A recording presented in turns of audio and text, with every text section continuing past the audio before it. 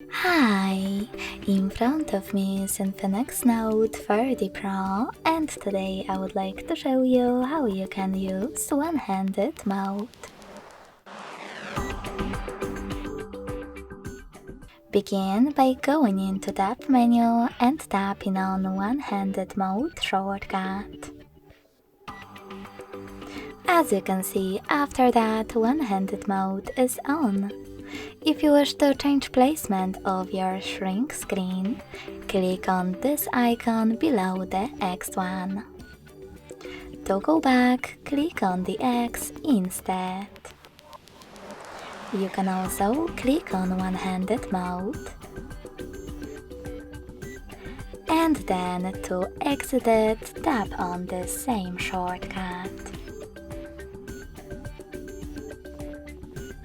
Thanks so much for watching. If you enjoyed this video, don't forget to leave a like, comment and subscribe.